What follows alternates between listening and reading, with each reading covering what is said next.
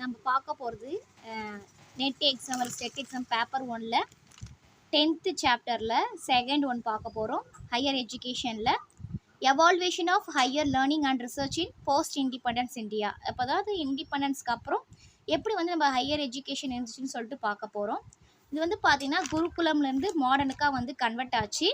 இந்த first college setup எங்கே இருந்துச்சுன்னு பார்த்தீங்கன்னா 1918 சீரம்பூர், பெங்காலில் இருக்க சீரம்பூரில் தான் அந்த வெஸ்டர்ன் எஜுகேஷன் வந்து நமக்கு வந்து வெஸ்டர்ன் எஜுகேஷன் காலேஜ். ஓகேவா, 1918 தான் நமக்கு வந்தது. இப்போ 1857 பார்த்தீங்கன்னா 3 சென்ட்ரல் யூனிவர்சிட்டிஸ் இருந்தது. என்னென்ன இருந்துச்சுன்னு பார்த்தோம்னா 3 central universities, Calcutta, Bombay and then Madras. இது 3 சென்ட்ரல் யூனிவர்சிட்டிஸ் இருந்தது. இது கீழே வந்து பார்த்தீங்கன்னா 27 காலேஜஸ், அஃபிலியேட்டட் காலேஜஸ் வந்து இருந்தது.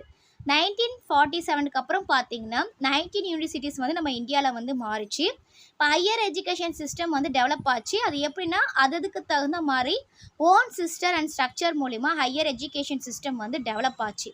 இப்போ இந்தியாவில் இருக்கிற டிஃப்ரெண்ட் ஹையர் எஜுகேஷன் இன்ஸ்டிடியூஷன்ஸ் என்னென்ன இருக்குது அப்படின்னு நம்ம வந்து பார்த்தோம்னா சென்ட்ரல் அண்ட் ஸ்டேட் யூனிவர்சிட்டிஸ் இருக்குது, யூனிட்டரி அண்ட் அஃபிலியேட்டிங் யூனிவர்சிட்டிஸ் இருக்குது, இன்ஸ்டிடியூஷன் ஆஃப் நேஷனல் இம்பார்ட்டன்ஸ் இருக்குது, அண்ட் தென் பார்த்தீங்கன்னா deemed universities and then open university தான் பார்த்தீங்கன்னா higher education, different higher education institutions இந்த 5 வந்து இருக்குது.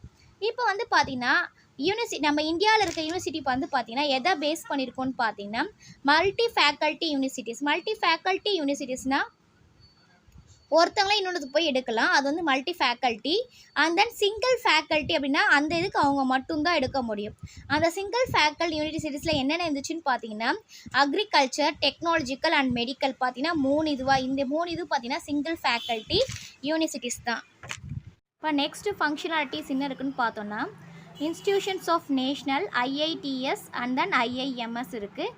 அதுக்கப்புறம் பார்த்தீங்கன்னா deemed, BITS and then IISc. இப்போ இந்த க்ரோத் ஆஃப் ஹையர் எஜுகேஷன் வந்து பார்த்திங்கன்னா போஸ்ட் இண்டிபெண்டன்ஸ்க்கு அப்புறம் எப்படி இருந்தால் ஃபினோமினாலாக இருந்தது. அப்படின்னா என்ன அர்த்தம்னா தனித்துவமாக இருந்தது நம்ம ஹையர் எஜுகேஷனே. இந்த எக்ஸ்டாப்ளிஷ்மெண்ட் ஆக்ட் வந்து பார்த்திங்கன்னா யூனிவர்சிட்டி கிராண்ட்ஸ் கமிஷன் இருக்குது இல்லையா, நம்ம UGC அப்போ எப்போ எக்ஸ்டாப்ளிஷ் பண்ணாங்கன்னு பார்த்தீங்கன்னா 1953. ஆனால் அது ஆக்டாக எப்போ வந்து ஃபார்முலா கொண்டு வந்தாங்கன்னு பார்த்தீங்கன்னா 1956. டூரிங் வந்து பார்த்திங்கன்னா 1950லேருந்து 2012 வரைக்கும் என்ன சேஞ்சஸ் இருந்துச்சு அப்படின்னு நம்ம வந்து பார்த்தோன்னா இந்த நம்பர் ஆஃப் யூனிவர்சிட்டிஸ் வந்து இன்க்ரீஸ் ஆச்சு. எதுலேருந்து 20லேருந்து 659 வரைக்கும் இன்க்ரீஸ் ஆச்சு. அதுக்கப்புறம் காலேஜஸ் பார்த்திங்கன்னா 500லேருந்து 33,023 இன்க்ரீஸ் ஆச்சு. டீச்சர்ஸ் வந்து பார்த்திங்கன்னா 15,000லேருந்து 9.46 lakhs இருந்தாங்க. ஸ்டூடெண்ட்ஸ் என்ரோல்மெண்ட் வந்து பார்த்திங்கன்னா 0.1 million to 25.9 million வரைக்கும் இன்க்ரீஸ் ஆச்சு. இப்போ ராதாகிருஷ்ணன் கமிஷன் வந்து நம்ம வந்து பார்க்க போகிறோம். இந்த ராதாகிருஷ்ணன் கமிஷன்னாவே 1948 to 49 அதெல்லாம் ஞாபகம் வச்சுக்கணும். இது வந்து தான் பார்த்தீங்கன்னா ஃபர்ஸ்ட் மேஜர் கமிஷன் நம்ம யூனிவர்சிட்டியில் பார்த்தீங்கன்னா இண்டிபெண்டன்ஸ், ஆஃப்டர் இண்டிபெண்டன்ஸ்க்கு அப்புறம் உருவானது எது அப்படின்னு பார்த்தீங்கன்னா ராதாகிருஷ்ணன் கமிஷன். இது வந்து என்ன சொல்லுவாங்க, also known as the university education commission அப்படின்னு வந்து சொல்லுவோம். ராதாகிருஷ்ணன் கமிஷன்னாலும் ஒன்று தான், யூனிவர்சிட்டி கமிஷனாலும் ஒன்று தான். இங்கே மெயினாக வந்து பார்த்திங்கன்னா ராதாகிருஷ்ணன் கமிஷன் வந்து என்ன ரிப்போர்ட் பண்ணுவாங்கன்னு பார்த்தீங்கன்னா ஏதாவது problem of the medium, problem இருக்கிற மாதிரி இருந்தால் சரி செஞ்சு தான் அவங்களுடைய இதுவாக இருக்கும். இது வந்து பார்த்திங்கன்னா இந்த ராதாகிருஷ்ணன் கமிஷன் தான் வந்து UGCயை ரெக்கமெண்டேஷன் பண்ணிச்சு. இது ஞாபகம் வச்சுணும். எந்த கமிஷன் வந்து UGC ரெக்கமெண்ட் பண்ணாங்க அப்படின்னு கேட்டாங்கன்னா Radhakrishnan commission R university education commission அப்படின்னு நம்ம வந்து சொல்கிறோம். நெக்ஸ்ட்டு வந்து பார்த்திங்கன்னா செகண்டரி எஜுகேஷன் கமிஷன், அது வந்து பார்த்திங்கன்னா முதலியார் கமிஷன் அப்படின்னு வந்து சொல்லுவாங்க. இது வந்து எப்போ வந்து கவர்மெண்ட்டில் வந்துச்சுன்னு பார்த்தீங்கன்னா 1952ல் 23rd செப்டம்பரில் வந்து வந்தது. இதில் யார் வந்து சாம்பியன்ஷிப்பாக இருந்தாங்க அப்படின்னு நம்ம வந்து பார்த்தோன்னா சாம்பியன்ஷிப்பாக இருந்தது வந்து பார்த்திங்கன்னா டாக்டர் A. லக்ஷ்மண சுவாமி முதலியார். அதனால தான் பார்த்தீங்கன்னா இவர் தான் பார்த்தீங்கன்னா செகண்டரி கமிஷன்னா முதலியார் கமிஷன் ஞாபகம் வச்சுக்கணும். அதை யார் இது பண்ணாங்கன்னு பார்த்தீங்கன்னா லக்ஷ்மண சுவாமி முதலியார் தான் சேர்மேனாக இருந்தார். இதோட ரிலேஷன்ஷிப் எதை பற்றி இருக்குன்னு பார்த்தீங்கன்னா ப்ரைமரிலேருந்து ஹையர் எஜுகேஷனை பற்றி தான் இதோட ரிலேஷன்ஷிப் இருக்கும். நெக்ஸ்ட் நம்ம பார்க்க போதா கோத்தாரி கமிஷன். இதுதான் இம்பார்ட்டண்ட்டான கமிஷன்ஸ், நிறைய கொஷின்ஸ் இதை பேஸ் பண்ணி தான் வரும். கோத்தாரி கமிஷன்ஸ் எப்போ ஸ்டார்ட் பண்ணாங்கன்னு பார்த்தீங்கன்னா 1964, அக்டோபர் 2, 1964. இதில் வந்து பார்த்தீங்கன்னா டோட்டலாக வந்து இந்த கோத்தாரி கமிஷனில் 17 மெம்பர்ஸ் இருப்பாங்க. அதில் 14 மெம்பர்ஸ் வந்து ஆர்டினரியாக யூஸ் பண்ணுவாங்க. ஒரு மெம்பர் வந்து செக்ரட்டரியாகவும், இன்னொருத்தர் வந்து அசோசியேட் செக்ரட்டரியாகவும், இன்னொருத்தர் வந்து பார்த்திங்கன்னா சேர்மேன். அந்த சேர்மேனாக இருந்தவர் தான் யாருன்னு பார்த்தீங்கன்னா டிஎஸ் கோத்தாரி. அதனால தான் பார்த்தீங்கன்னா இவர் வந்து சேர்மேன் ஆஃப் த யூஜிசின்னு சொல்லலாம். ஓகேவா?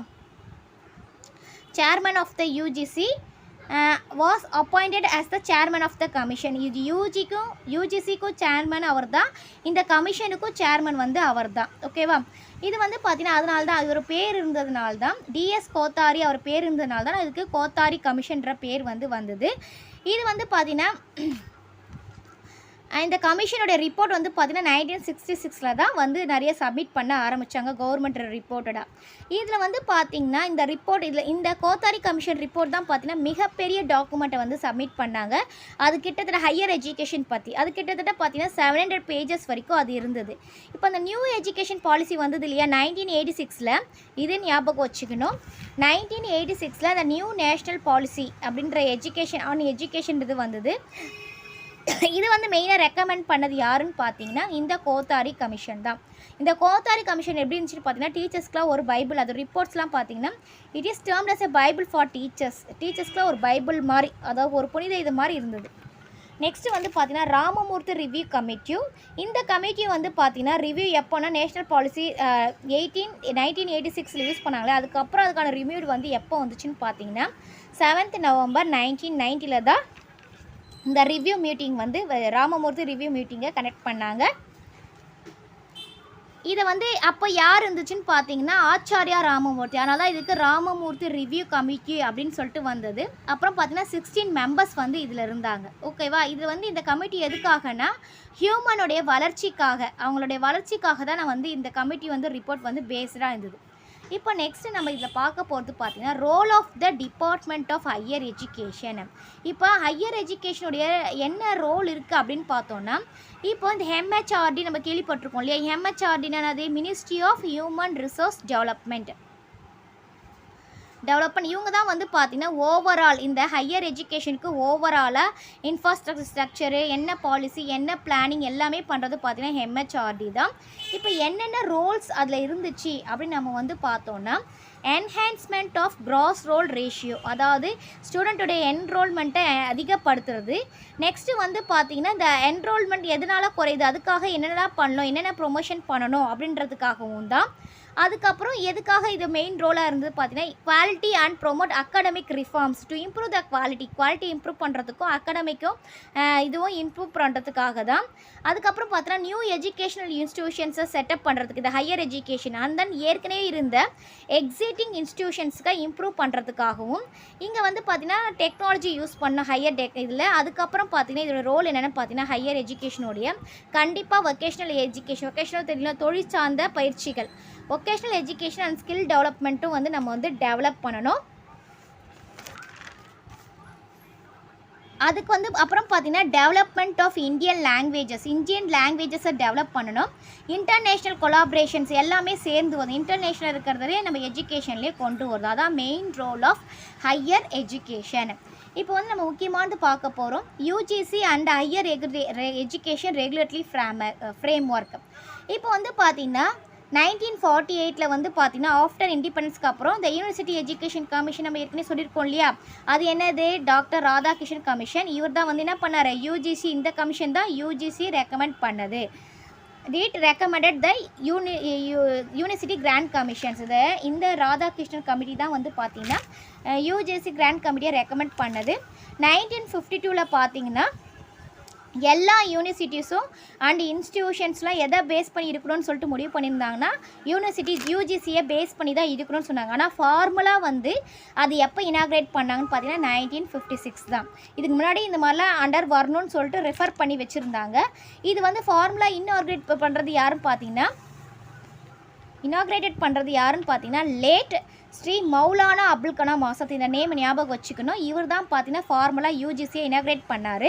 அவர் வந்து பார்த்தீங்கன்னா தான் மினிஸ்ட்ரி ஆஃப் எஜுகேஷன், ஓகேவா, education minister and then natural resources and then scientific research. இது வந்து பார்த்தீங்கன்னா இதெல்லாம் ஃபார்முலா இனாக்ரேட் பண்ணாங்க.